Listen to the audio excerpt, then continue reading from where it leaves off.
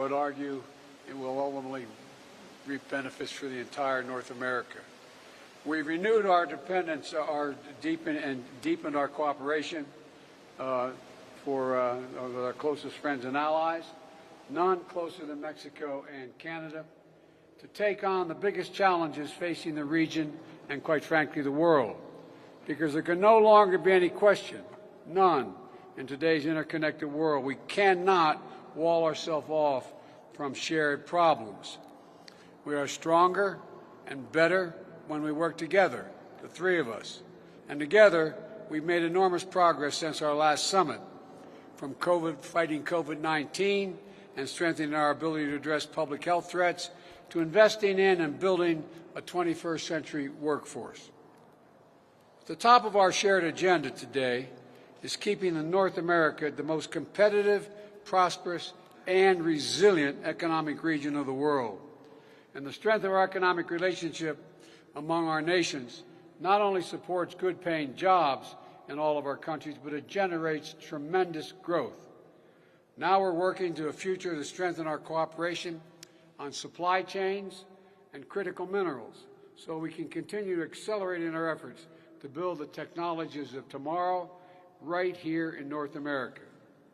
This summit also builds on the continual consultation and cooperation with one another to take on the challenges that impact all three of our nations. Our entire hemisphere is experiencing unprecedented levels of migration, greater than any time in history. And North America, at the North America Summit Leaders hosted in Washington in 2021, we launched the idea of a regional-wide approach to a regional-wide problem. The idea grew into the Los Angeles Declaration on Migration and Protection, which 21 countries ultimately adopted at the Summit of the Americas 6 months ago. And we're working together, especially with our North American partners, to fulfill our commitments under that declaration. They include the policy I announced last week to expand safe and legal pathways for immigrants from Nicaragua, Cuba, and Haiti. And we're seeking a better life here in the United States of America. We also want to thank you, Mr. President, for stepping up to receive into Mexico those not following the lawful pathways we've made available instead of attempting to unlawfully cross the border between our countries. On my way here, I stopped in El Paso, Texas, to see the situation with my own eyes and to meet with U.S. border security officials. It's putting real strain on the communities in both Mexico and the United States. We're working together to address this challenge in a way that upholds our nation's laws and protects the human rights of migrants facing desperate circumstances. We're also working together to take on the scourge of human smuggling and illegal drug trafficking. In just the last 6 months, our joint patrols in Mexico have resulted in the arrest of more than 7,000 human smugglers. We've seized more than 20,000 pounds of deadly fentanyl at the border. And today, we've discussed how all three of us can continue to deepen and strengthen our shared efforts to cut off the flow of illegal fentanyl, including by tackling the precursor chemicals used in synthetic drugs as we go after the laboratories where they're made and the stash houses where they're stored. We also talked about meeting our commitments to make North America a clean energy powerhouse, and I believe that's within our grasp, and a global leader in addressing the climate crisis. That means working together to promote zero-emissions vehicles, to build charging stations for electric vehicles that are compatible across our international borders. It means exploring shared markets for clean hydrogen, and it means working together to meet our ambitious commitments under the Paris Agreement, including tackling methane and black carbon. And finally, as three vibrant democracies, we recognize our greatest strength is our people. Let me say that again. Vital democracies we are, and our greatest strength are our people, the strength of our people. And the key to our competitive edge in the world is our incredible diversity. So together, we're working to address the inequities that for too long have plagued historically marginalized communities in each of our nations to make sure everyone gets a fair shot. It's one of the smartest investments we can make for our future, and we're going to make it together. So, Mr. President, Mr. Prime Minister, I'm honored to stand with you today, and I'm grateful to have both of you as partners, and I might add friends, as we work together to realize a shared vision for North America. Thank you very much.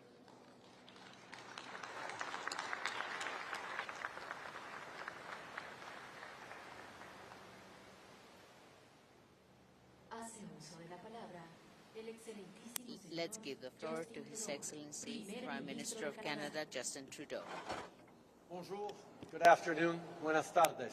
Hello, good afternoon. President López Obrador, mi amigo, thank you for having us here in Mexico City. President Biden, my friend, thank you for all your hard work and your valuable insights at today's meetings. As a continent, we are unique. We are three large democracies committed to freedom, human rights, equality, and creating real opportunity for everyone. We share deep ties as friends and trading partners. Au cours des 30 dernières années, les économies du Mexique, des États-Unis et du Canada sont devenues intimement liées grâce à l'ALENA. Tied because of NAFTA. This trade agreement helped our economies grow and created millions of good employment, and the trade amongst our borders drew investors from the world over. Economies among the most competitive in the world. It makes sense why. Combined, we are home to 500 million people. We have an extraordinarily strong innovation ecosystem. Our combined GDP is larger than that of the European Union. And as leaders, we are all dedicated to driving economic growth that supports the middle class and those working hard to join it. These are all foundations of a strong and resilient continental economy. People remember what happened just a few years ago when the certainty of this partnership was in question. Investors, businesses, workers, and citizens all worried about what would happen. When free trade is at risk, that isn't good for competition in the global market. Thankfully, the belief in free and fair trade won the day. We renegotiated and we got an even better deal. To put it simply, we are and always will be stronger together. The world today is facing a lot of uncertainty, with the rise in authoritarian leaders causing global instability and the high cost of living putting stress on families at home. It's important that we come together as leaders and as friends to look at ways to make our economies more resilient. Today we discussed how we can build reliable value chains on this continent for everything from critical minerals to electric vehicles to semiconductors. This is good for workers, good for consumers, and good for communities across our countries. La COVID-19 nous a montré toute l'importance des chaînes d'approvisionnement, de la résilience économique et toute l'importance de se préparer au futur pandémie, d'essayer de les prévenir. Aujourd'hui, on a parlé des façons d'améliorer notre coopération dans le domaine de la santé pour être prêt à intervenir. We can boost our economic resilience even further through our work to build a clean economy. Things like clean energy, including hydrogen, manufacturing zero-emission vehicles, and encouraging more people to adopt them. This is an enormous opportunity for workers and for business. On doit tous prendre part à l'action We climatique. should all be Les part gouvernements of et le climate secteur action. privé doivent Government travailler and private ensemble sector should vers work l'atteinte des together objectifs de to 2030. attain the Ces 2030 objectifs ne goals and consistent pas objectives. seulement These à goals réduire are la not only pollution about pour reducing atteindre les cibles pollution de Paris. to get to Ils the se Paris rapportent aussi à notre objectives. engagement They à have to do conserver to our 30% with de nos our terres et de engagements nos to preserve océans 30% d'ici of our 2030. lands and oceans Le mois dernier, in à COP 2030. 15 à Montréal, In le Canada a réuni COP15 des in pays du monde Montreal, entier. Canada conclure un accord convened historique pour protéger la nature, countries around the world, la santé and de we l'environnement reached a est historic indispensable agreement to à la preserve and santé protect de nature. l'économie. This is essential for the health Canada of the is economy. pleased to have our Mexican and American friends committed so strongly to protecting clean air, clean water, and a brighter future. Canada is also pleased to see all three countries take steps towards building a more diverse, equal, and inclusive society, a society where there is opportunity for everyone, where women and girls are politically and economically empowered, including Indigenous women and girls, where the benefits of growth are felt by workers and families across the economy. By doing this, we create a more stable, prosperous, and equal future. And we build economies that work for all North Americans. We made progress on a lot of different things today. There's a lot going on in the world right now, and as North American leaders, we recognize the roles our countries play in being a source of stability and security, not just in the region, but around the world. Ce sommet a été productif. This summit was extremely fruitful. We were able to reiterate our vision and the force of our partnership. Much progress in the coming year, and I look forward to hosting you both in Canada for the next North American Leaders Summit. Thank you. Merci. Gracias.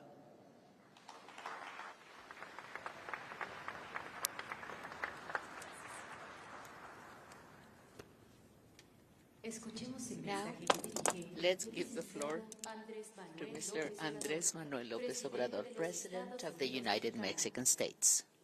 I want to thank, in a very sincere fashion, the participation of President Biden and the Prime Minister of Canada, Justin Trudeau, and also the participation of their respective wives, Jill, Dr. Sophie, and I also want to thank their delegations and teams.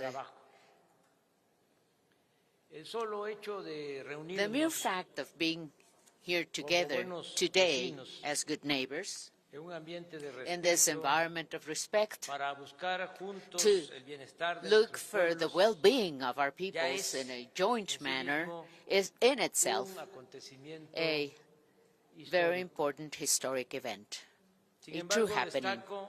Nonetheless, I wanted to highlight that we've agreed on strengthening our economic, trade, commercial relations, and for that we're going to be creating a joint committee aimed at planning and substituting imports in North America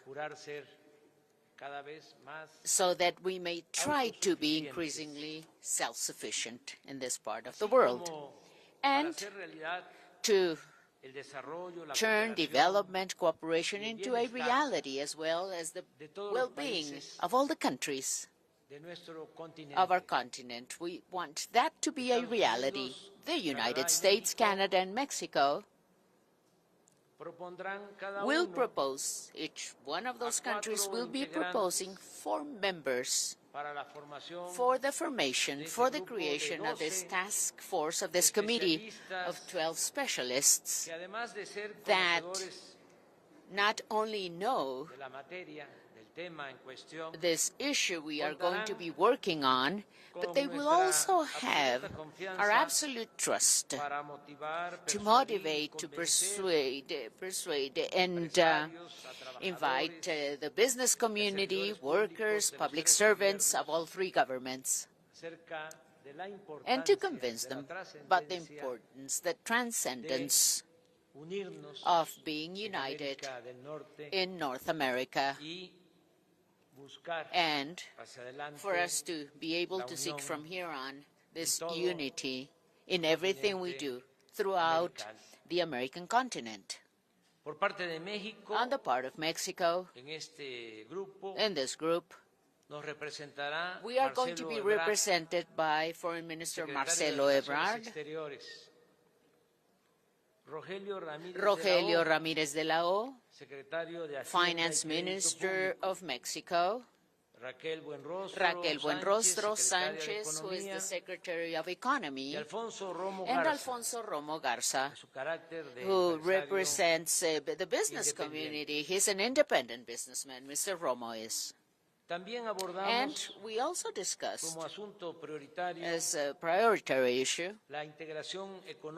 economic, commercial, trade, integration, as I have already expressed, of the entire American continent, and the well-being of the peoples, and the new relations of cooperation, leaving behind interventionism, hegemonic interventionism. Let me do a set-aside here to express my acknagnowledgement, my recognition to Prime Minister Trudeau and President Biden for the way which has been so solidary, in which they've acted, in which they are acting vis-a-vis the attempt of coup d'etat in Brazil. This shows that there's a commitment, authentic commitment, in favor of democracy. Our support for President Lula of Brazil.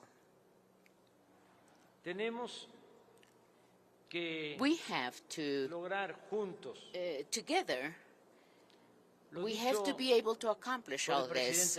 Everything that President Biden just said, we have to be able to accomplish this. That is, in equal footing, for us to be treating each other as good neighbors, economic allies, and as friends. We, of course, will be helping to turn this dream into a reality. And we are very enthused at the certainty that this is something we can accomplish.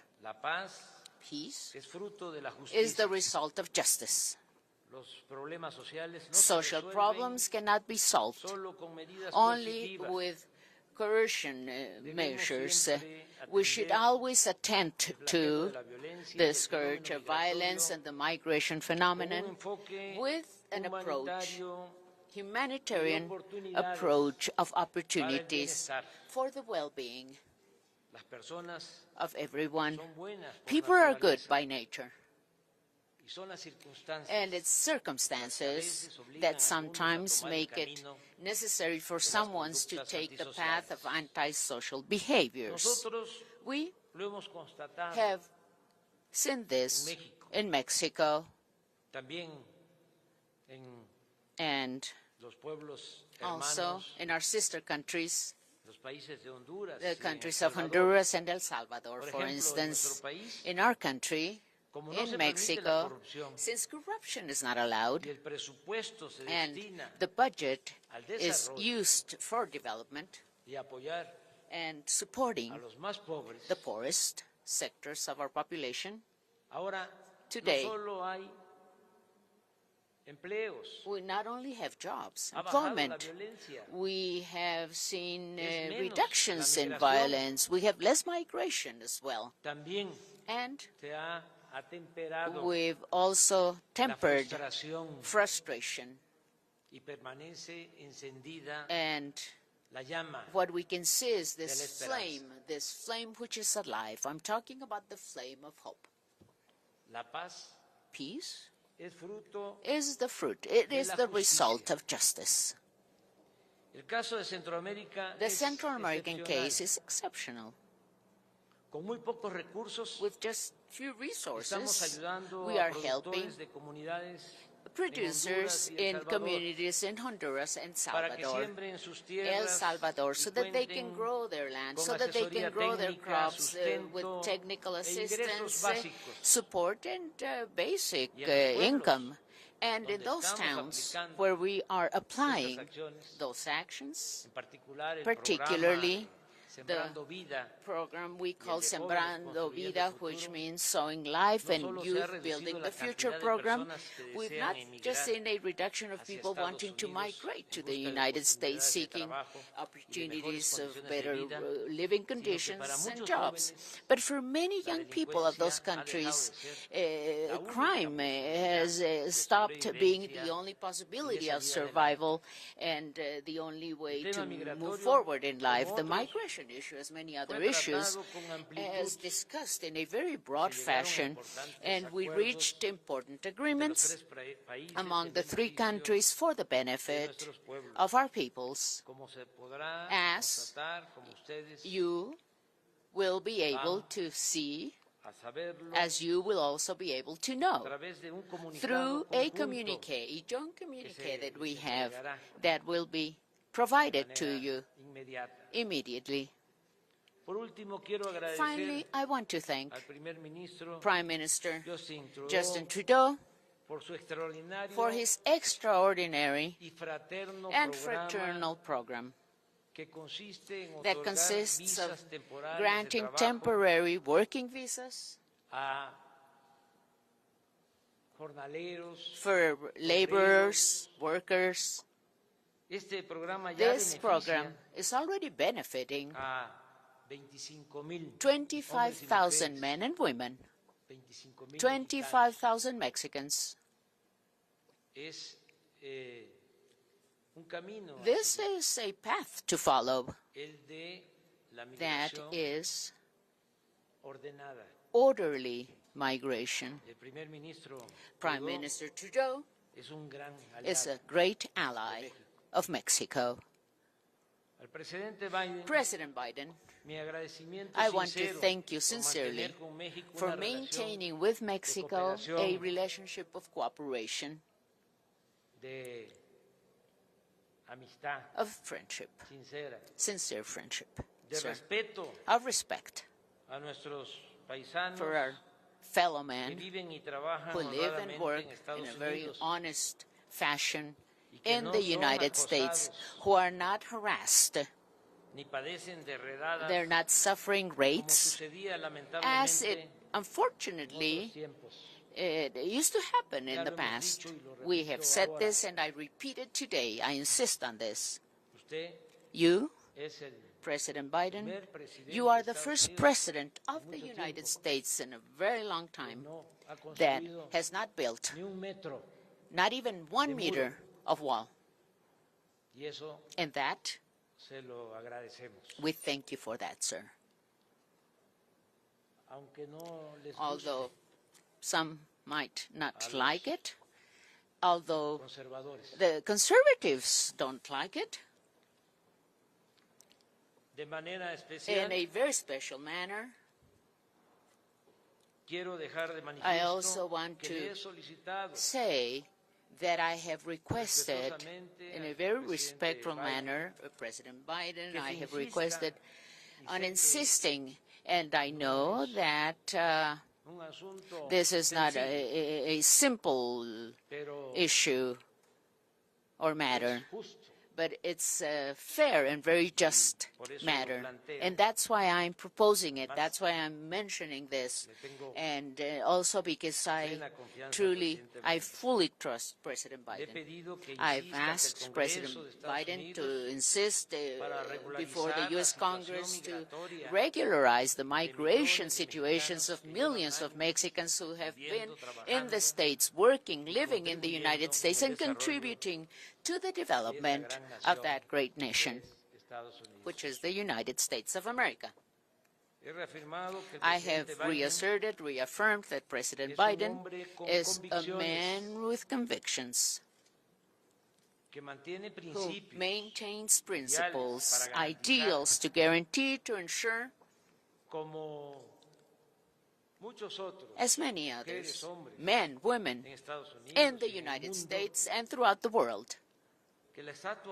And the Statue of Liberty never, never, ever should become a symbol, a void, an empty symbol. Let me conclude by saying that my professor, great poet, Carlos Pellicer, my master, my teacher in 1930, he said that the wish of freedom, of liberty, is the biggest fruit that has materialized, that is in the heart of humans. To be doing that, we have to be free. The sentiments of justice are the children of freedom, of liberty. Never, ever being slaves will we be able to be just and fair. Thank you very much.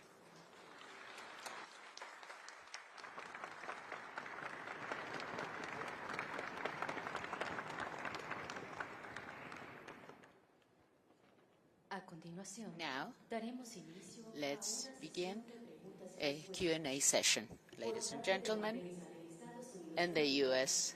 press, Your Excellency, Joseph Biden Jr., President of the United States of America, yes, will take a question from a journalist, a reporter from the United States. Please. All right. I was having trouble hearing, but I'd like to call on Associated Press Colleen Long for the first question. Thanks, Mr. President. Hola, señor, and hi, Prime Minister Trudeau. For Mr. President, Sí, señor you've Presidente. been accused of being too soft on border security and now too hard following the recent border policy changes. What's the right balance? And on the news at home, can you explain how classified documents ended up in one of your offices, and should the public have been notified sooner? For Prime Minister Trudeau, there's been a suggestion that Canada lead a multinational security force in Haiti. I wondered if that was a possibility and what you would need. Y señor usted presidente, muchas gracias por la bienvenida esta semana. Quiero preguntar. President López Obrador. You would be willing to accept more migrants arriving to the U.S.-Mexico border. What do you want from the U.S. in return? Answer first. Well, let me get rid of the easy one first. People know I take classified documents and classified information seriously.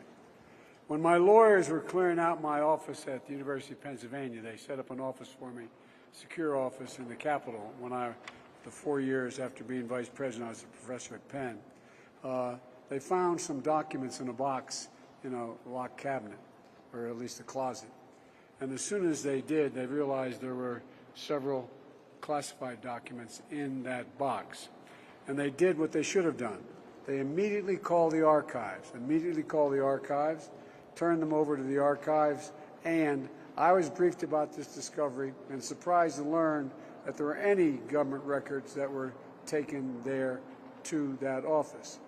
But I don't know what's in the documents.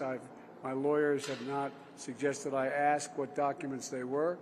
I've turned over the boxes. They've turned over the boxes to the archives, and we're cooperating fully with the review, and which I hope will be finished soon, and there'll be more detail at that time. The first question now I forgot. Your first question related to? I asked if the. I'm only joking. The answer is you've got both extremes are wrong. It's a basic middle proposition. Here, look. As was mentioned by all of us in one way or another, this has been the greatest migration in human history around the world, as well as in this hemisphere. And when I got elected, the first major piece of legislation I introduced was to reform the immigration process, to make it more orderly, to make sure people have access under the law. And so what we found out, and not just in my visit to El Paso, but before that, we found out is that our Republican friends and a few Democrats are very critical of what's going on the border, but yet refused to even look at the detailed document I submitted for the Congress to consider to reform the process completely. And so, number one, right now, a majority of our migrants are coming from 4 countries: Venezuela, Cuba, Haiti, and Nicaragua. And we're expanding the very successful parole program we had with regard to Venezuela to Cuba and to Nicaragua and to Haiti to provide safe and orderly and humane processing for people fleeing those countries to come to the United States and claiming seeking asylum. And this is going to reduce the number of people illegally trying to cross the border. Venezuelans were trying to enter the country that has dropped off dramatically because we've allowed them to go directly to whatever country, the first country they go to, directly contact the United States, make sure that they make their application, showing that they do a background check, they in fact have access to a sponsor, and that they've been examined. And that way they're able to come through ports of entry. And it's dropped off, I'm going to make sure I get the numbers right, dramatically from 1,100 persons trying to enter per day to 250 a day. I've asked and I want to thank the President of Mexico for agreeing to take up to 3,000 people back that don't meet this criteria. Because look, right now, the cartels make a lot of money, which they use for drug trafficking as well. People have to make it through jungles and a long journey to the border, and many are victimized, not only in terms of what they have to pay, but victimized physically in other ways. And so we're trying to make it easier for people to get here, opening up the capacity to get here, but not have them go through that god-awful process. We're going to continue our efforts to address the root causes of migration to help people stay in their home countries. I've asked the Congress for $4 billion to provide for that. We've also had our Vice President provide for private donations of over $3 billion to make sure that people, look, all of you know, all of us in the United States are immigrants.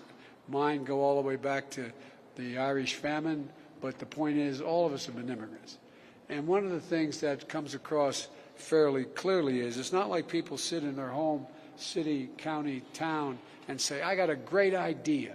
Let's sell everything we have. Give it to a coyote, go through some jungles and a long path up to the United States, smuggle us across the border, drop us in the desert, and won't that be fun in a country we don't even speak the language? We can do more than merely just make legal immigration more streamlined, but we can also do it by preventing people from wanting to have to leave in the first place, by helping their communities, in fact, better their circumstances. And so I hope, and by the way, my proposals are supported by the Chamber of Commerce, by the American Labor Movement, which is an unusual coalition, and a whole range of people. The point here is that my Republican friends in Congress should join us in the solutions. And the one last point I'll make, and I'm sorry to go on so long, but we spend a lot of time talking about it, is we have to increase the technological capabilities at the border, both to intercept illegal drugs and other contraband, as well as people being smuggled across the border. We have now the ability to use, and some of you have seen them, I know you have, I'm sure, these trucks that ride alongside of a tractor trailer. It's like a giant x-ray machine, and it can determine what's inside that tractor trailer, and thousands cross the border every day in legal commerce. And so we're allowed to determine whether or not there are fentanyls in there, drugs in there, people being smuggled across the border. we're going to provide significantly more of those vehicles for the people to be able to determine at the border what is coming across legally and illegally. A lot more to say, but I probably already said too much. Thank you.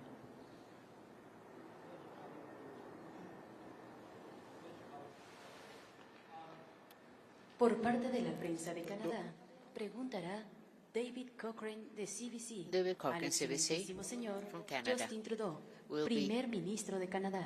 asking a question to Your question, and I'll fold the Prime Haiti Minister question in Trudeau. as well. Okay, thank you, Prime Minister. A question for you and for President Biden as well. President Biden, you've talked a lot about economic cooperation and building continental supply chains and resilience here. But since you've been president, Canadians have seen what they consider to be protectionist U.S. protectionism from you in things such as the Buy American Act. So what assurances can you give to Canadians and Mexicans watching this at home that there will be equal partners in the economic opportunity you're talking about in this transition and not have to confront further attempts at American protectionism? President López Obrador, if you have anything to say on that, we'd love to hear it. And Prime Minister Trudeau, if you can answer the Haiti question, but also explain to us what steps your government needs to take advantage of this opportunity on the continental supply chain resiliency to ensure that Canadian companies make things like semiconductors and don't just supply critical minerals to American companies. Thank you very much. First on Haiti, the situation in Haiti is heartbreaking. Canada has stood with the people of Haiti for decades, including over the past 2 years with multiple interventions with the UN, with other partners on the ground, military interventions, police interventions, even prison guards. We have continued to stand with the people of Haiti, and we will continue to. Obviously, this current situation is heart-wrenching, and we need to continue to be there for the people of Haiti, but we need to make sure that the solutions are driven by the people of Haiti themselves. That's why Canada's focus, as we've stepped up over the past months, has been, first of all, in putting significant sanctions on the elites who are responsible for so much of the violence and political instability in Haiti. A handful of small, extraordinarily wealthy families in Haiti have been causing much of the strife because of political and pecuniary interests, and that is why the sanctions that Canada has put forward are causing significant impacts on the ground. We're also moving forward with significant supports for the Haitian National Police, including with armored vehicles that the Americans have stepped up on as well, to ensure that the police is able to stabilize the situation on the ground. Obviously, there's much more to do. We've sent down a group of interlocutors to work both on the political side, but also to liaise directly with the security officials on the ground so that we can be responsive in immediate ways to what is needed for the Haitian National Police to get a better control and ensure greater stability for the people of Haiti. The UN called in September for the free flow of food, medicines, water, and fuel. Much of that has started again. It's still not where it needs to be, but we're going to continue to lean in on ensuring that that happens. But at the same time, we are working with partners across the Caribbean and indeed with the United States and Mexico to ensure that if the situation starts to deteriorate once again, we will have options. But like I said, we're going to make sure that what we do this time allows for the Haitian people to get the situation under control, and a big part of that is putting those sanctions on the Haitian leadership that are responsible for so much of the misery people are going through. In regards to the continental supply chain, that was at the center of our conversations throughout this North American Leaders Summit. The idea that we already work extraordinarily well together with NAFTA, but there's so much more we can be doing at a time where supply chains around the world are under increasing stress, and significant economic actors around the world are becoming less reliable as partners and less desirable as partners in building the technologies and the energy futures that we want. That's why and you brought up a few examples of it. Our critical minerals approach, a strategy that we just released a few weeks ago, is focused not just on mining the critical minerals that Canada has, that North America and the world needs in responsible environmental partnership with Indigenous peoples, doing it the right way, but also the development, the processing, the transforming into batteries, the transforming into technology that goes along the value chain as something that is important for Canada. And yes, it's something that we're continuing to look at. It's the same thing with electric vehicles, where we're building electric vehicles with our partners in Mexico and in the United States. But Canada, again, from the critical minerals that go into the batteries and the batteries themselves that we're starting to build, to the steel and aluminum that is amongst the cleanest in the world being developed in Canada, to the technology, the innovation from AI to engineering that is part of it. Canada is very much a partner in what we're developing in terms of more resilient supply chains. So there's lots more to do indeed. Even on semiconductors, the largest semiconductor packaging plant in North America, I believe, is in Bromont, Quebec. And packaging of semiconductors is actually how you assemble them into a unit that can then do the high value calculations and computations that need to happen. These are the kinds of things that Canada is very much focused on in ensuring not just prosperity right now, but good jobs as we move towards a environmentally responsible, net zero, socially inclusive future that the middle class in all three of our countries are relying on.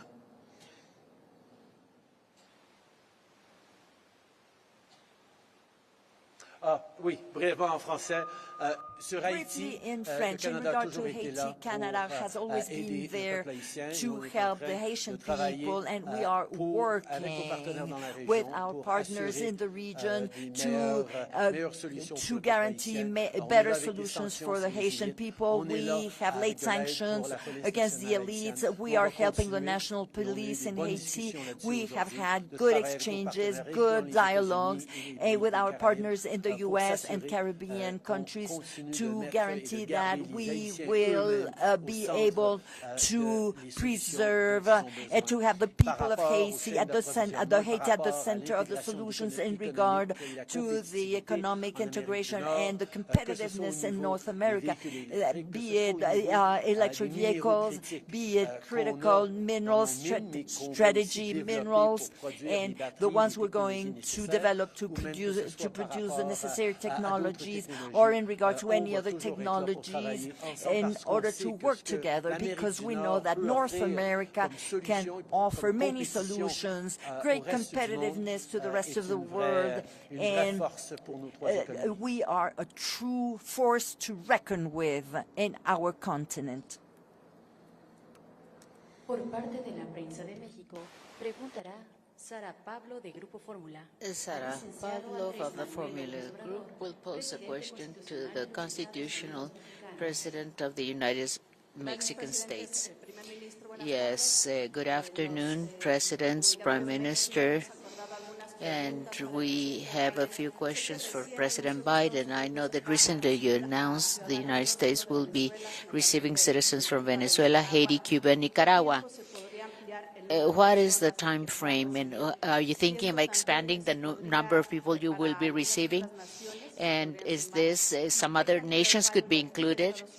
And what is the amount in technological improvements in the United States? And for President López Obrador, how will Mexico be prepared to receive all the migrants the United States will be expelling from its territory? And the new migration center in the southern part of Mexico, what is it all about? And then after this 10th summit, are we going to be seeing changes in migration policies and the way migrants are being treated? And finally, this is for President Biden, fentanyl. What concrete actions are you going to be implementing? What's the impact of the detention of Ovidio Guzman, because the cartel of the Pacific is one of the main fentanyl producers? And finally, another question on energy sector consultations. President Biden, Prime Minister Trudeau, did you discuss those discussions about the USMCA, the TEMEC. Very well. We did speak about migration in a very broad manner. Of course,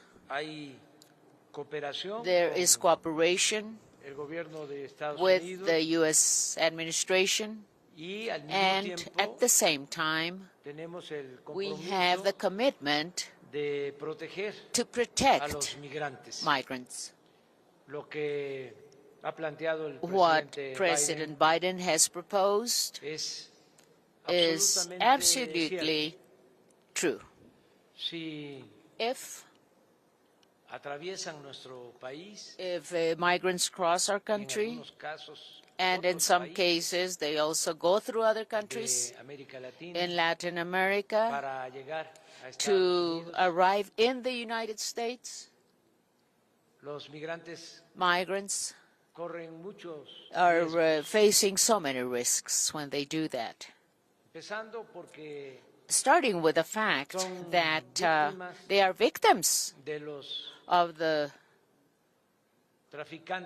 traffickers, the smugglers, the human traffickers, known as the coyotes or polleros. And they charge migrants a high amount of money to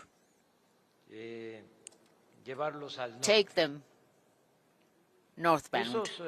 Now, those polleros or coyotes have networks, and at the same time, they hire trailers, trucks, truck trailers. The box of the trailer, they can transport up to 300, 400 people. So constant accidents are taking place on the highways of Mexico, the roads of Mexico, unfortunately. And the worst of it all is that many migrants are being kidnapped by criminal groups, by criminals. They're being murdered. And this is very sad, very painful. That's why I'm speaking about protection. What we want is an in-depth solution. We've always said that people, just as President Biden said, people do not leave their towns, their countries, their families because they like to do it. This is not a pleasure for them. They do it because of the needs they have. This is a necessity. We've always said we have to look at the root causes of all this.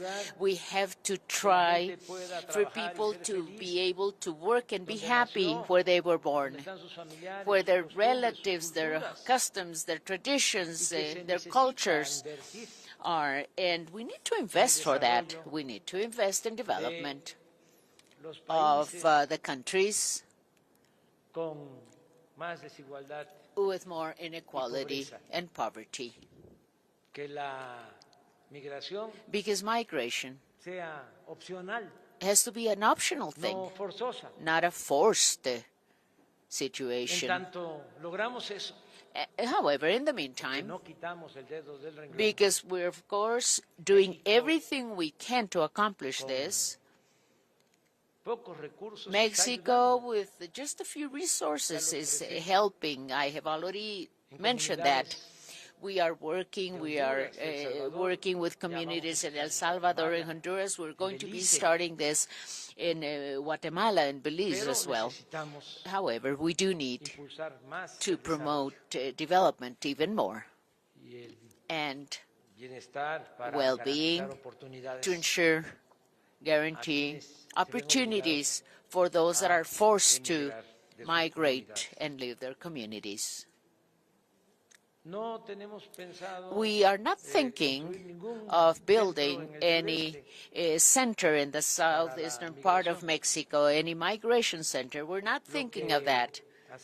What we do is help with shelters, with healthcare services, with food services as well.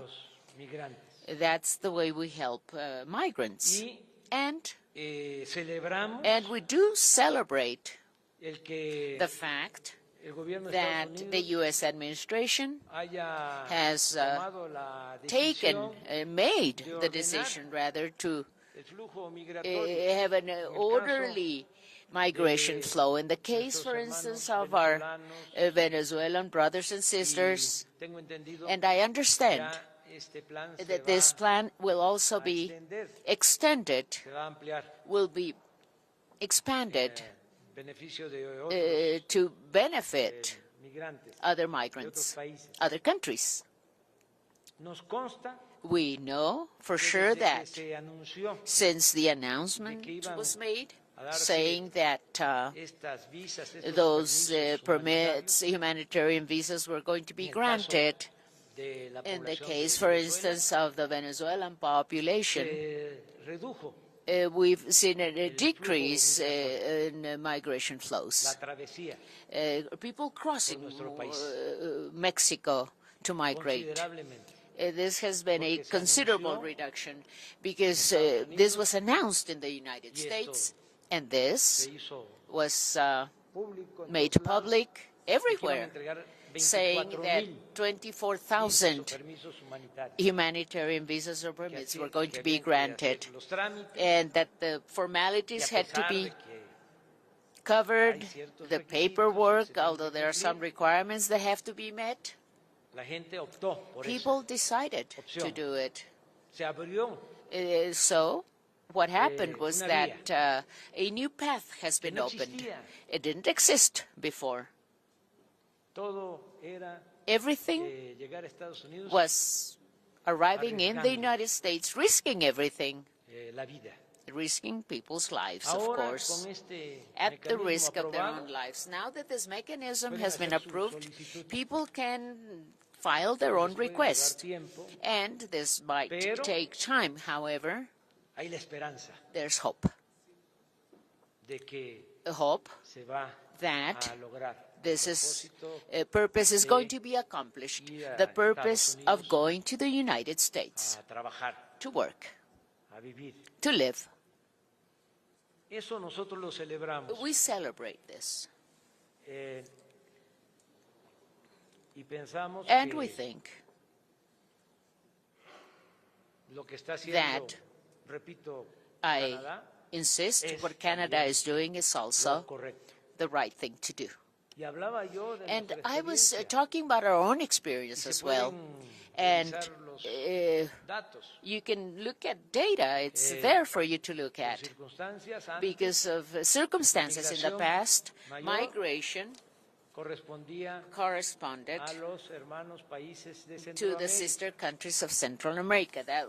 Those were the main migration flows from Central America. But for a long time as well, Mexicans migrating, who were going to look for a better living standard, who were going to look for a job in the United States. And just imagine, there are 40 million Mexicans in the United States.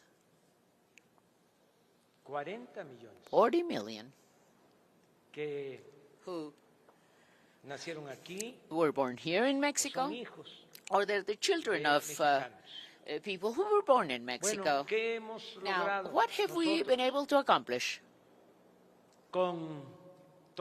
With all the support for well-being, we've reduced the number of Mexican migrants. Yes. There are less migrants abandoning Mexico now because there's public investment, because out of 35 million families, 30 million families of Mexican families are now receiving at least a program el bienestar. A well-being program. Y de manera directa. And this is a very direct manner México, of doing this here in Mexico. Todos los adultos mayores All the senior citizens, 65 años tienen una 65 or over, Es universal. receive a pension. This is a universal program in 11 Mexico. millones. 11 million de adultos mayores of senior citizens in Reciben Mexico are getting una pensión. a pension. 11 millones 11 million de estudiantes de familias pobres students of low-income Reciben families, of poor families, are getting grants, they're getting Todas las scholarships. niñas, los niños All con the boys and discapacidad girls with disabilities tienen también su pensión. also have their own pension. Tenemos el We have programa a program de reforestación más for importante reforestation. del mundo. It is the most important reforestation program in the Se están world. sembrando más de And un we are millón planting over 1 million de hectáreas hectares de árboles frutales of y maderables. fruit and timber les trees, Da trabajo and we are a giving más jobs de to over 400,000 400,000 campesinos, sembradores. peasants that are growing and planting those trees. Entonces, So todos estos then, programas all these programs ayudan help a que la gente so that people se quede may en be sus staying in comunidades. their own communities, pueblos. in their towns. Construimos We la built refinería de the Dos Bocas refinery, 35,000 empleos. 35,000 jobs. Estamos construyendo We el are tren now Maya, building the Mayan train, que es la obra ferroviaria which más is grande the del biggest mundo, railroad works son in the world 1,500 because it's 1,554 kilometers. 1,554 kilometers en 5 estados. in 5 states of Mexico. Toda la región Maya, All the Maya region, que es de las which is zonas one arqueológicas of the most más important importantes del archaeological mundo. zones of the world. Pues ahí están Well, there, trabajando en la construcción de ese People are ferrocarril working building this railroad system. como 300,000 About personas. 300,000 people are Entonces, building the esa train. es So that's la really opción, ese es el the camino. option. That's the path to El follow. desarrollo, el bienestar. Development, well-being. Y yo And repito, I insist, celebro I que repeat, I tanto truly el celebrate gobierno de Canadá that como the el gobierno de Canadian Estados Unidos, government and the U.S. administration as well estén are now atendiendo el problema attending migratorio to the con ese migration enfoque. problem with this type of Hay, approach. lamentablemente, It's quite lamentable otros that there are eh, others, políticos, other politicians, otros gobernantes other presidents and public officials actúan who are acting hasta de manera in inhumana. a very inhuman Ahora, en manner. esta temporada de invierno, Right now, in this winter season, for instance, por respeto, with all due respect, lo digo de manera I'm not directa, saying this in a very direct Pero manner, un but what I'm gobernador saying is that, I mean, one of the governors de of nuestro país our vecino neighboring country cabezón todo un movimiento para headed llevar a movement migrantes to take migrants a Nueva York, to New York, a Washington, to Washington, y and dejarlos ahí. just Tirados. drop them there. Eso es politiquería. This is politicking. Eso es completamente This is inhumano. completely inhuman. Eso no This debe de should not hacerse, be done porque because hay there quienes are those se olvidan de who que forget todos somos migrantes. that we're all migrants. ¿Cómo se How is it that desarrolló esa gran nación que that es great Estados nation, Unidos? the United States, Con was migrantes. developed with migrants? Gracias a eso. Thanks to that. Entonces, So then, tenemos que seguir we have to continue buscando seeking, alternativas. looking for Lo alternatives. mismo en el caso Just de as, la for instance, violencia, also in the case of violence, hay que atender las causas. we have to look into the root causes of Antes, violence. En el caso de And nuestro also país, in the case of our country, no se atendía a los jóvenes. youth were never cared único for. no services for young people. The only thing that was done was call them young people who didn't work, who didn't study. This is a discriminatory labeling for youth. They don't study, they don't work. Ninis, they were called in Mexico. They don't do one thing, they don't do the other thing either. So no one was ever caring for our youth in Mexico. All those young people only had, the only option they had, was to migrate. And many migrated, acting in a respectful manner, a very responsible fashion, and others as well were trying to make a living because they didn't have any other opportunities, so they made a living in what we call the informal economy, which is, making a living out on the street, no matter what. Whichever way you can make a living without falling into illicit activities. However, unfortunately, many did go into the path of antisocial behaviors. But we didn't really take care of young people in Mexico. However, we now have a program devoted to young people. This program never existed in the past. There are 2.4 million young people who are being hired. They are working. They're apprentices. What are we doing? We are taking away from them this culture, those seats, the reserves, the stock. We're taking that away from criminal groups. We're taking youth. We don't want our youth to be hooked. We don't want those criminal groups to be taking our youth away. We want to give them opportunities. That's exactly what we're doing in Mexico. And let me conclude also highlighting another difference, which is quite important. There is no corruption in the administration, the government that I represent. There's no impunity either.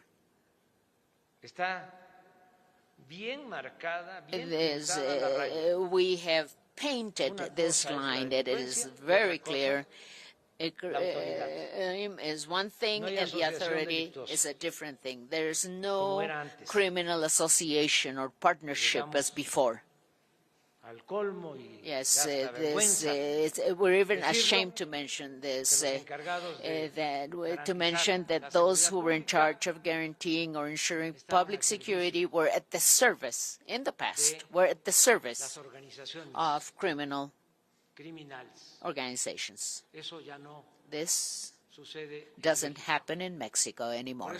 That's why in this meeting, this summit we just held today, all three governments of the three countries, we have reached agreements to continue working together to get peace, to have peace in all three countries, so that we can ensure and guarantee security of our peoples. That's all I wanted to answer to your question, Madam.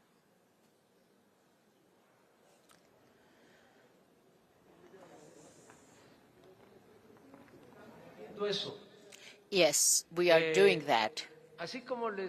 Just as I was telling you that in the case of migration, first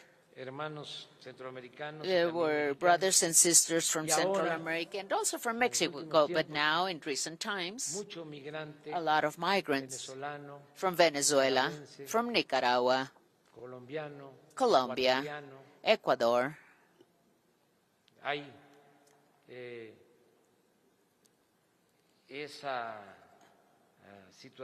We do have a situation. This is these are changes in places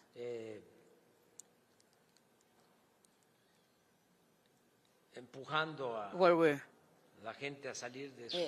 places where people being pushed or are being pushed to leave their towns, their place of origin, for many reasons. With drugs, we have a case in point. It's not cannabis, it's not marijuana, it's not poppies.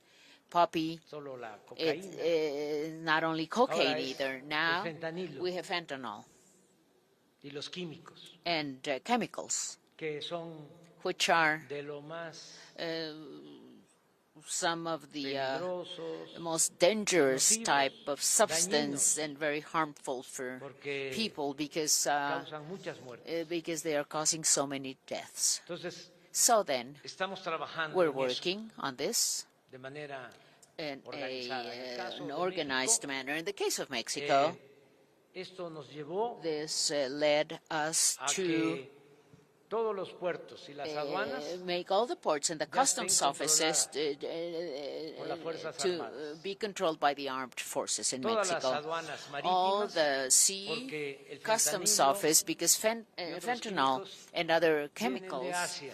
come from Asia, y se and procesan they are estas processed sustancias en laboratorios. in labs, Estamos and we are evitando la entrada avoiding the entrance de estos químicos of those chemical substances, y estamos and we destruyendo are destroying laboratorios. labs.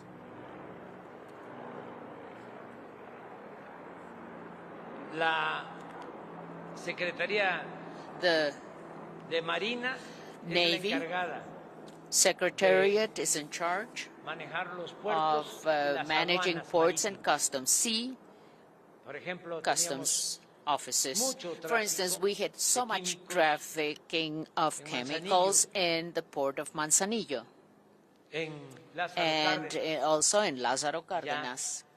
es la Secretaría de Marina Now the la Navy encargada is in de charge controlar of controlling esas aduanas. those Y customs. todas las aduanas And all the terrestres customs, the land de la zona customs fronteriza offices along the están a borderline cargo are de la now Secretaría under de the la Defensa. responsibility of the Ministry of Defense, National De Defense modo que Ministry. estamos So we are combatiendo combating el fentanilo, estos fentanyl químicos, and those chemicals, y and lo estamos haciendo we're doing this porque because nos importa, we care. nada humano nos es ajeno. Nothing human Nos is importa alien mucho to us. We el truly poder care ayudar being able to help a lo que está sucediendo and to en Estados Unidos. be of help. The situation in the United States, deaths because of overdose of Pero fentanyl. también, como And hoy lo but tratamos, just as we discussed today, no es un asunto this is not solo de Estados Unidos. only an issue Es que of the United si no States. The thing enfrentamos is that if este we do not problema, face this problem, flagelo, this scourge, lo vamos a we are going to suffer it también. ourselves as well. Entonces tenemos que So actuar we have to act de manera in a coordinada coordinated fashion, y eso and that se viene haciendo y ahora is se something we've trató been doing, and we discussed y it está en el comunicado in que this les summit. vamos It is in the a entregar. communique we are about to give you, Estamos, and defendiendo we are la vida. defending life, the Comentaba life. yo As I was telling al you, primer I was ministro telling Trudeau, al Prime Minister Trudeau and presidente President Biden, a sus equipos de trabajo their de teams, que tenemos I solo was dos telling them as well, campañas we only have two campaigns, de publicidad o de publicity or propaganda propaganda en el gobierno, campaigns in the y government, una in my está administration. dedicada One is dedicated or a que devoted no se to consuma la not droga, consuming drugs. Say no to drugs. porque tenemos que Because pensar we también en have to eso. also think of that. Se volvió fama It became quite a famous pública. thing, public fame, todo lo relacionado everything related to con las bandas. gangs. Hay hasta series There are even series sobre of gangs la delincuencia organizada. and organized crime, gangs of Y organized es crimes. como una apología And this is like an apology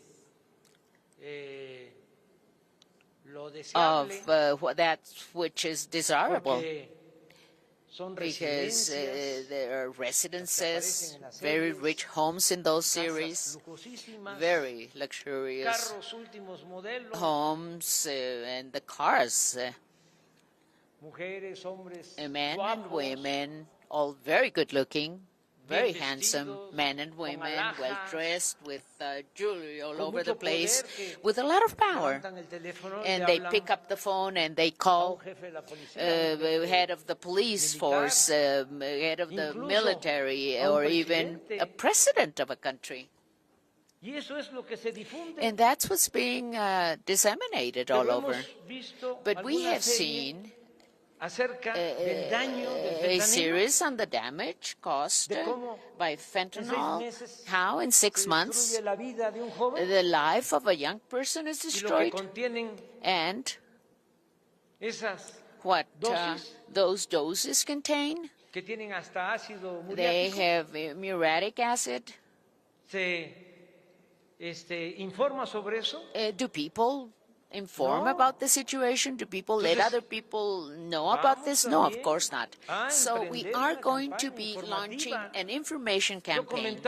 As I was telling the President and the Prime Minister, I said, the vapors, yes, they say, well, they're not bad. I mean, they just have 5 substances, that's it.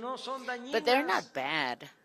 We did some research on this. Over 30 substances, harmful and cancer-causing substances in those devices people smoke with. However, because of the lobbying, corruption as well, publicity or advertising management, then this is being allowed. And there are many parents, mothers, fathers who don't even know the damage that there are children are going through because of the vapors. We have to look into this, but really, this is not only the responsibility of the government, this is also the responsibility of the media. You can also help us so much on this to, spread the word, to inform people. Radio stations, television networks, they should be devoting time for this, to inform people, to guide people on this, on how bad drugs can be for people's health, and that people can be successful and they can be happy without needing to fall into drug addiction, those mortal traps. Well, all this, that's what we've been discussing. I think I'm taking more than the time that I should have taken. It's cold outside. Thank you so much, everyone. Thank you from the bottom of my heart. Thank you so much. A continuación, se tomará la fotografía oficial de los mandatarios de México, de los Estados Unidos de América y de Canadá. I want the record to show I don't know what questions I didn't answer. I'm prepared later. Thank you very much.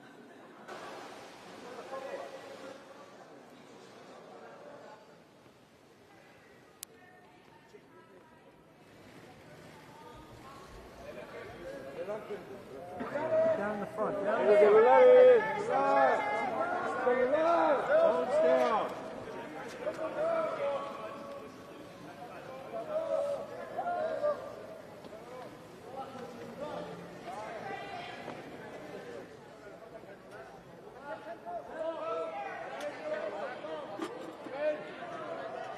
Es así como finaliza esta ceremonia.